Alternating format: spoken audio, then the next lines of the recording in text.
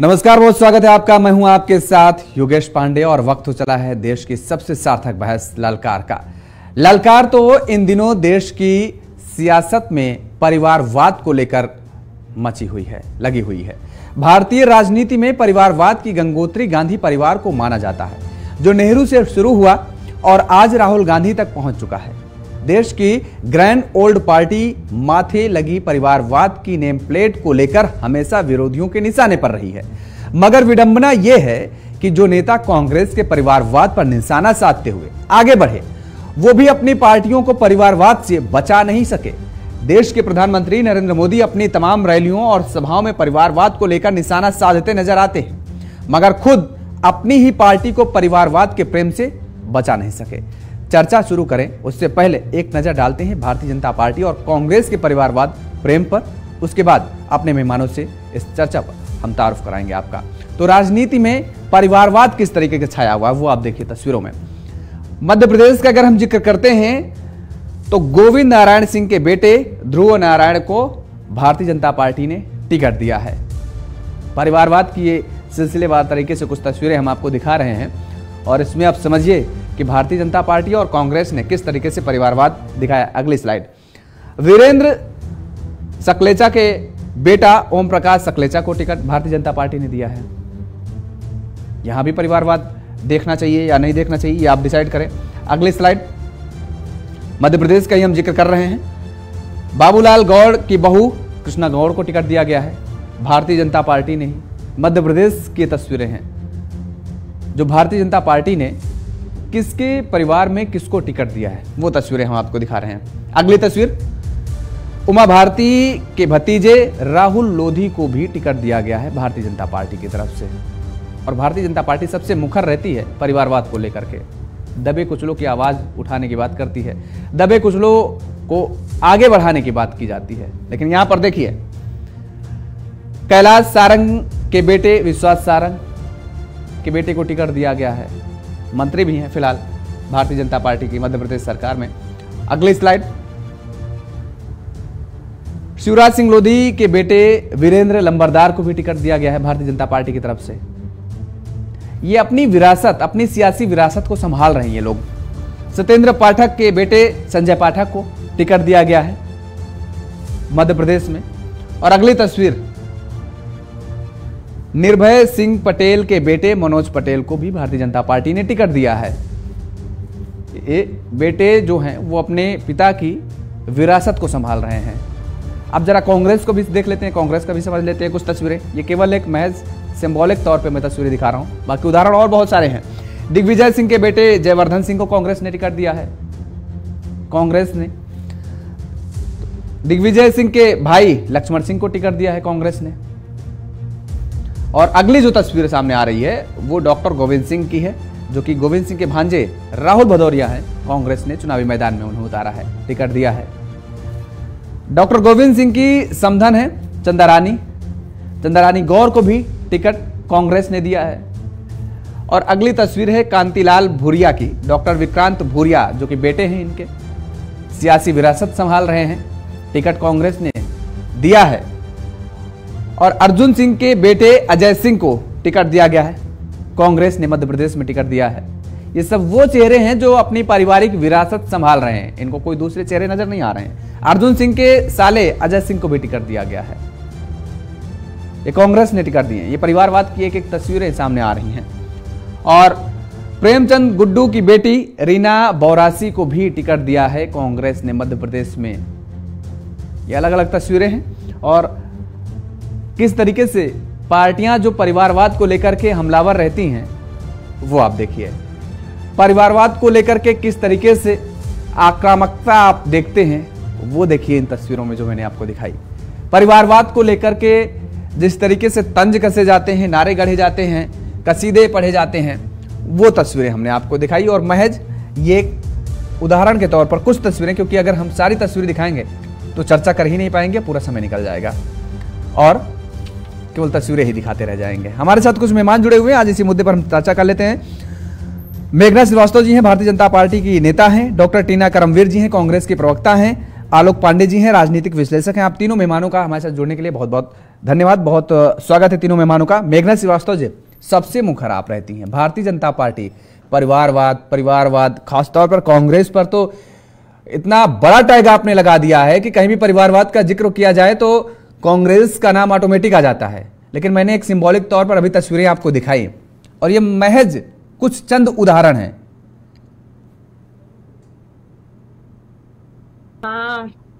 सबसे पहले तो आपका बहुत बहुत धन्यवाद कि आपने एक बहुत महत्वपूर्ण विषय को लेके हम सभी को यहाँ पे आमंत्रित किया। देखिए, परिवारवाद का मतलब भारतीय जनता पार्टी का यहाँ पे इससे नहीं होता है कि आपने उसको दिया। अब आप विश्वास सारंग की, कैलाश सारंग जी की बात कर रहे थे, तो अब कैलाश सारंग जी तो जीवित है नहीं, विश्वास सारंग है, तो कोई भी है अगर तो उनको टिकट मिल रहा है। आपने एक नाम बता दिया, आपने एक नाम बता दिया, बाकी जो समधन को टिकट दिया जा रहा है, सालों को टिकट दिया, साले को टिकट दिया जा रहा है। बहुत सारे नाम हैं। हाँ। ऐसे ही बहुत सारे नाम हैं। परिवारवाद से वो नहीं है कि आज 60-70 वर्षों से लगभग एक ही पार्टी का नेतृत्व करता आ रहा है, पूरे देश का एक ही पार्टी करती आ रही है नेतृत्व। जिन्होंने आज अध्यक्ष हैं तो उसी घराने से हैं, और मुख्यमंत्री हैं तो उसी घराने से हैं, प्रधानमंत्री है तो उसी घराने से हैं, तो ऐसे कब तक चलेगा? तो परिवारवाद के लिए इस विषय पे बोला जाता है। विधायक तो एक क्षेत्र वाइज हो गया, उसमें तो परिवारवाद का ऐसी कोई बात होती नहीं है कि इसमें आप परिवारवाद को आप जोड़ के देखते नहीं, आपने देखिए, आपने अध्यक्ष का जिक्र किया, आपने प्रधानमंत्री का जिक्र किया। मैं जानना चाहूंगा आपसे, प्रधानमंत्री मनमोहन सिंह थे, गांधी परिवार से कहाँ आते हैं वो? अगर उनका कोई ताल्लुक हो तो वो जरा बता दीजिए। अभी इसके आपके पहले तक का मैं जिक्र कर रहा हूं, और वर्तमान का अगर हम जिक्र कर लें, मनमोहन सिंह जी अगर प्रधानमंत्री में नहीं आते हैं तो मनमोहन सिंह जी की लगाम किसके पास थी? मनमोहन सिंह जी जो इतने कैपेबल थे, अगर उन्हें स्वतंत्र रूप से काम करने दिया जाता तो आज कहाँ पे होती भारत की राजनीति? कांग्रेस की क्या स्थिति होती? आज जो कांग्रेस गर्त में जा रही है वो इसीलिए क्योंकि एक ही परिवार की मोनोपोली चलती है, उन्हीं की नीति निर्धारण चलती है। वहां पे बोलने का अधिकार किसको है? वहां पे काम करने का अधिकार किसको है? ठीक है, मतलब आपका परिवारवाद, जो कांग्रेस का परिवारवाद और आपका राष्ट्रवाद हो जाता है, वो हम ये कह सकते हैं? नहीं, ऐसा नहीं, राष्ट्रवाद बिल्कुल राष्ट्रवाद है। आप जब बात कर रहे हैं तो मैं एक को ही पकड़ती हूँ कि अगर आप विश्वास सारंग की, कैलाश सारंग जी की बात कर रहे हैं तो कैलाश सारंग जी तो अब जीवित है नहीं, तो विश्वास सारंग जी नेतृत्व कर रहे हैं अपने। वीरेंद्र सकलेचा जी तो जीवित है, राजनीतिक वीरेंद्र सकलेचा जी तो जीवित है कि नहीं है? तो अभी उनके वो उमा भारती जी जीवित है कि नहीं है? उमा भारती जी जीवित है कि नहीं है? उमा भारती जी जीवित है, लेकिन अभी कहाँ पे मंत्री हैं उमा भारती जी? अरे राहुल लोधी को टिकट दे दिया गया है, सांसद है कहीं पे। राहुल लोधी नहीं, परिवार में टिकट क्या? और दबे कुचले और कोई इस जाति में, इस समूह में, इस वर्ग में कोई और दबे कुचले नहीं? आप तो दबे कुचले की पार्टी है ना, बताती हैं। आपके सबसे ज्यादा जो गरीब हैं, आप तो गरीब जातिवाद तो आप बांटती नहीं है। प्रधानमंत्री जी खुद कहते हैं कि हम जातिवाद में नहीं बांटना चाहते हैं, हमको केवल एक ही जात दिखती है, वो गरीब। तो मुझे तो लगता है कि बीजेपी को ऐसे जो गरीब हैं, जो दबे कुचले हैं, उन लोगों को लाना चाहिए और उनको आगे बढ़ाना चाहिए।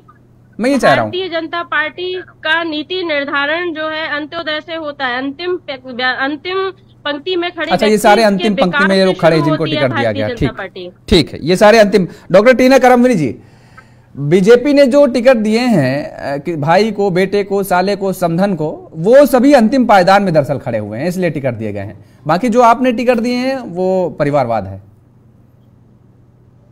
जी देखिए, मुझे लगता है कि जिस तरीके की बहस है, मैं इससे इसलिए भी ये कहना चाहती हूँ इस बहस को लेकर कि आप चाहे परिवारवाद की बात कर ले, बार बार तंज कसा जाता है कि कांग्रेस में परिवारवाद है। सबसे ज्यादा परिवारवाद तो इस समय बीजेपी के अंदर है। इनको तो ये किस मुंह से बोलते हैं, मुझे ये समझ में नहीं आता। और जब अमित शाह बोलते हैं तो पहले अपने घर के अंदर ही झांक के देख लीजिए कि बीसीसीआई की सेक्रेटरी बना दिए जैसा, क्या क्वालिटी है उनकी। वीडियो सबने देखा है, उनसे 2 अक्षर बोले नहीं जाते, 2 शब्द बोले नहीं जाते, और वो अचानक से जो है कि वो करोड़ों की कंपनी के वो मालिक बन जाते हैं।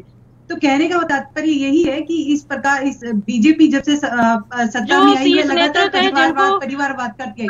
देखिए, बीच में मत बोलिए, आप जो भाषणबाजी कर रही थी कोई नहीं बोल रहा था, तो लगातार ये ध्यान भटकाने का, जिससे कहीं ध्यान भटकाने की कोशिश की जा रही है जनता को किस तरीके से। क्योंकि देखिए, मोदी जी का और अमित शाह जी का जो स्क्रिप्ट राइटर है, जो उनके भाषण लिखता है, वो बहुत पुराने हो चुके हैं। अब मुझे लगता है कि उनको ऐसे भाषणों के अंदर कुछ ऐसा लिखना चाहिए जो वाकई में ही जनता उनसे सुनना चाहती है, यूथ सुनना चाहता है। उनके पास कोई कल्याणकारी योजना नहीं है, कोई विजन नहीं है, कोई ऐसा दृष्टिकोण नहीं है कि आज जब बैठे जो कोई युवा, जब वोटर, फर्स्ट वोटर जो होता है, फर्स्ट जब वो वोट करने जाएगा तो किस आधार पे करेंगे? बार बार कहेंगे परिवारवाद, बहुत पुराना मुद्दा हो गया है ये।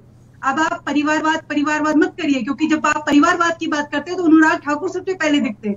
जब परिवारवाद की बात करते हैं तो पंकज सिंह सबसे पहले दिखते हैं, पूनम महाजन, और अब बांसुरी जी भी सबको दिख रही हैं। तो बार बार इस चीज पर ढिंढोरा मत पीटिए।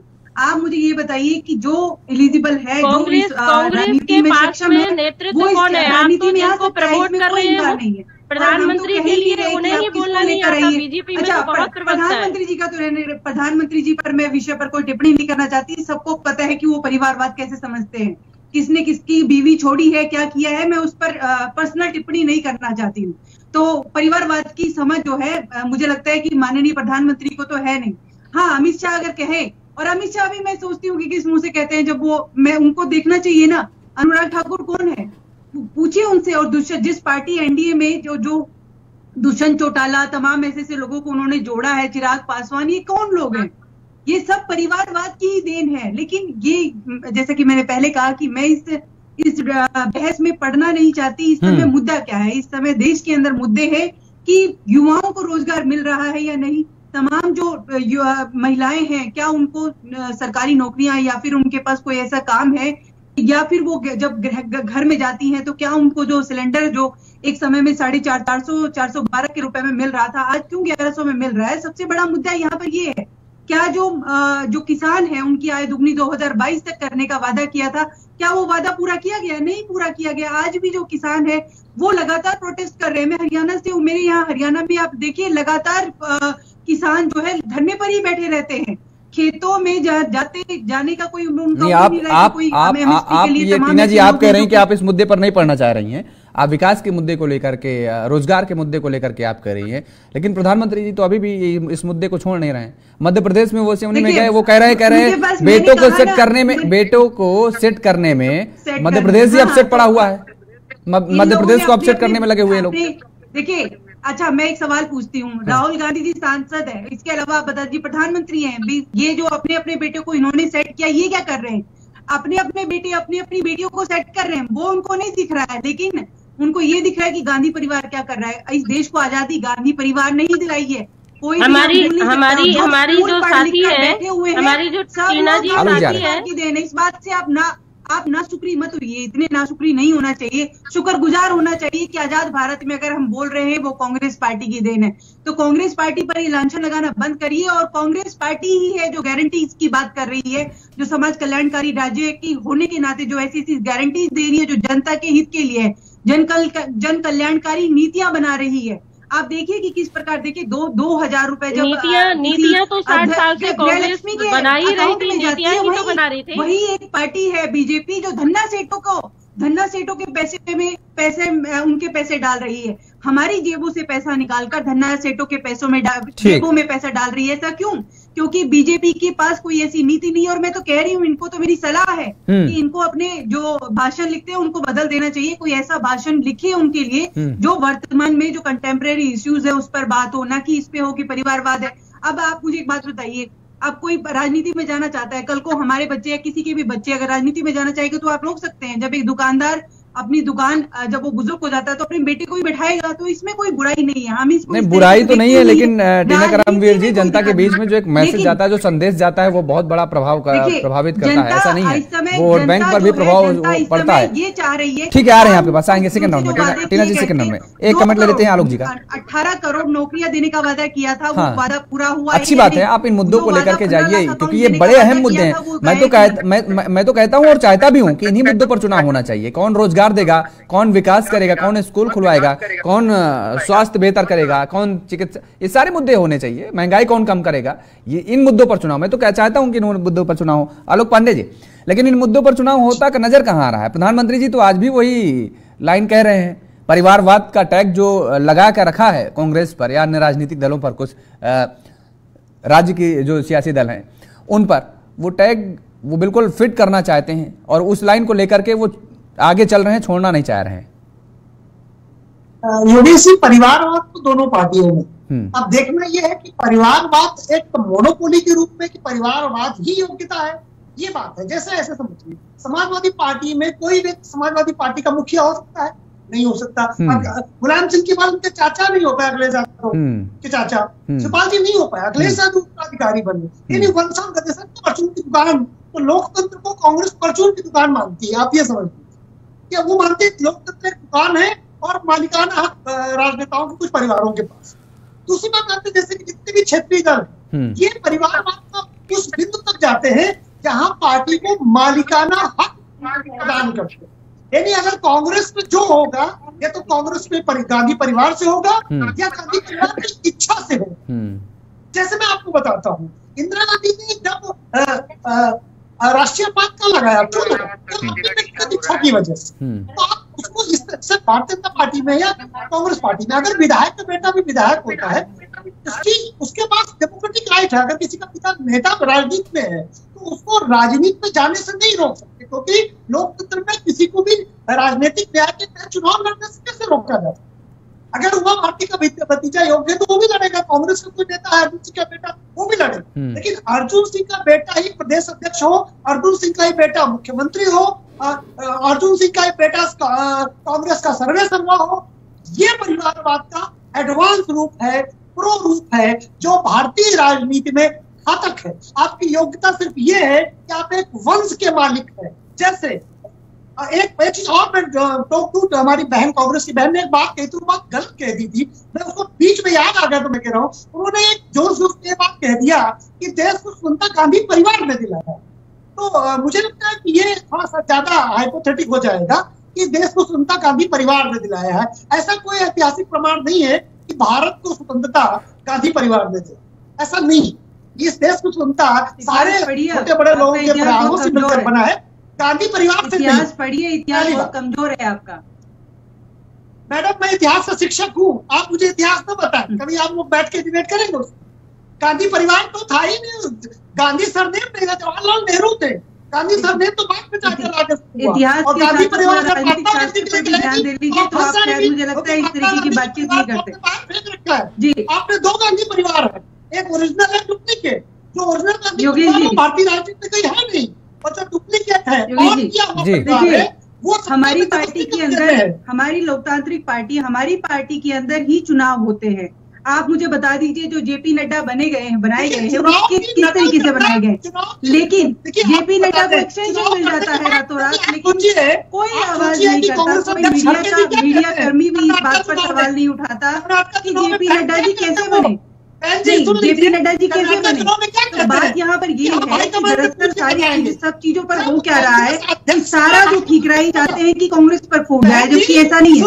आज लगातार आप सड़कों पर जाइए, आप लोगों से बातचीत करिए, सब लोग ये कह रहे हैं कि कांग्रेस पार्टी के अंदर चुनाव एक प्रक्रिया के तहत हो रहा है। यहाँ किसी तरीके से नहीं है कि उठाकर किसी को भी बना दिया जाएगा।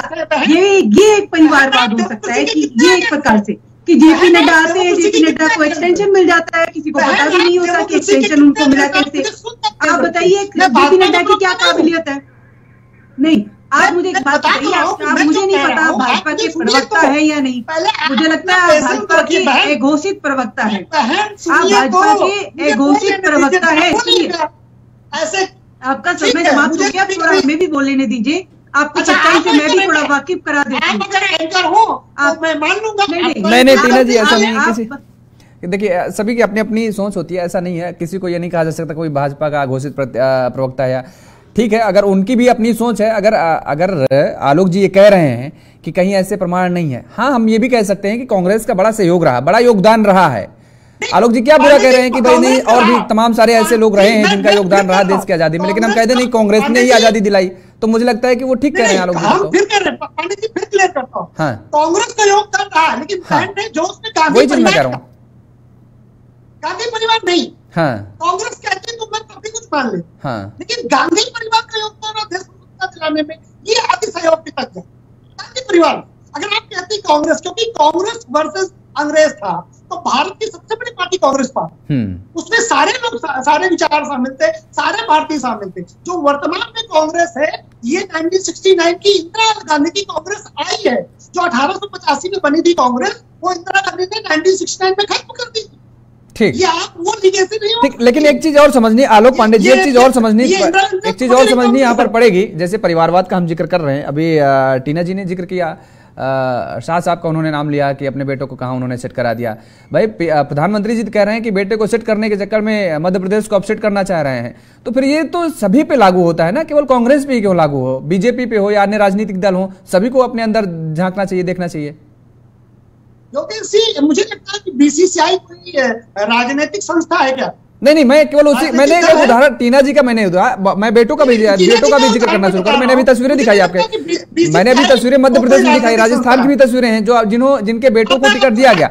अगर ये दबे कुचलों की बात करते हैं तो किसी समाज से किसी ऐसे गरीब वंचित पिछड़े को लेकर के आए जिसके पास कुछ ना हो, जिसके पास झोपड़ी केवल हो, उस झोपड़ी से निकाल करके लेके आए, तब तो हम जानेंगे कि नहीं भाई ये कट्टर ईमानदारी वाली बात कर रहे हैं, ये जो कह रहे हैं वो उसको अमली जामा पहना रहे हैं, तब तो हम जानेंगे। नहीं पांडे जी, आप ये समझ लीजिए, चुनाव की पहली शर्त होती है विजिबिलिटी। हाँ। तो जो राजनीतिक विरासत, जनता उन्हीं के परिवार को ज्यादा आसानी से वोट देती है जो कई पीढ़ी से चुनाव में विधायक बन रहे हैं। ये एक कड़वी सच्चाई है। हाँ, वही मेरा कहने का मतलब है कि जब ये चीज जानते हुए भी आरोप प्रत्यारोप क्यों? मैं सिर्फ ये कह रहा हूँ कि जो परिवारवाद है जिसमें सिर्फ मालिकाना हक आता है, वो परिवारवाद है रियल में। पार्टी में कोई व्यक्ति सर्वोच्च नहीं पहुंच सकता, सर्वोच्च विधेयक परिवार की इच्छा पर निर्भर हो, सर्वोच्च विधेयक परिवार की इच्छा के बगैर न प्राप्त हो सके। राजनीति आप बताइए, आम आदमी पार्टी में अगर अरविंद केजरीवाल जेल में चले जाते हैं, कौन संभालेगा पार्टी? उन्होंने नंबर 2, नंबर 3, नंबर 4, नंबर 6 कोई नेता रखा क्या? गांधी परिवार में राहुल गांधी, प्रियंका गांधी, सोनिया गांधी की बात कोई है?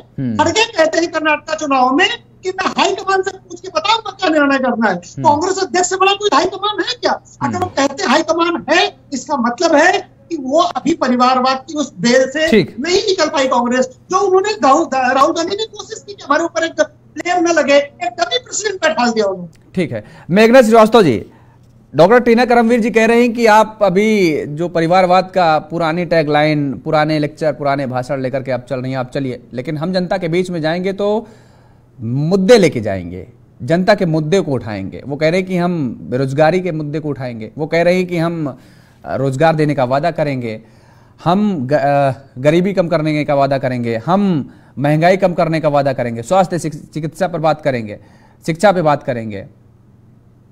तो कुछ स्ट्रेटजी बदलने की जरूरत है, आपको सलाह दे रही हैं आपको। आपकी आवाज आ नहीं रही श्रीवास्तव जी, मेघना जी। टीना जी जो बोल रही है विकास, टीना जी जो विकास की बातें बोल रही हैं, तो ये टीना जी ये बताए 60 साल से 33% का जो महिला आरक्षण का बिल अटका हुआ था, और जिस पार्टी के नेतृत्व इस देश को मिल रहा था उसका भी वो पूरी कमान जो एक महिला के हाथ में थी, उसके बाद भी 33% बिल महिलाओं का पास नहीं हुआ।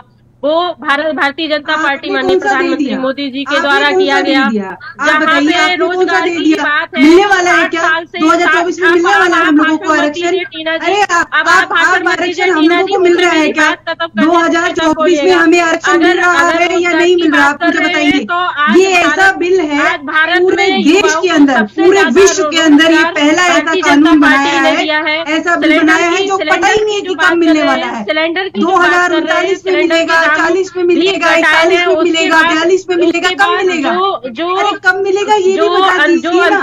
2024 में, 25 में, 26 में कब मिलेगा? कभी नहीं मिलने वाला है। जब हम सरकार में आएंगे तभी हो पाएगा संभव। ये कांग्रेस के पास क्या मुद्दा है? किसी को कुछ नहीं मिलने वाला है। तो ही नहीं है, जैसे कि अभी हमारे जो ये वैसे भी आरक्षण की बात अगर आपने कही है तो मैं आपको बता दूं, ये कांग्रेस की परिकल्पना है, नहीं ये कांग्रेस की परिकल्पना थी कि महिलाओं को आरक्षण दिया जाए, और पंचायती राज संस्थाओं में भी कांग्रेस पार्टी ने ही आरक्षण दिया, पंचायती राज संस्थाओं में भी।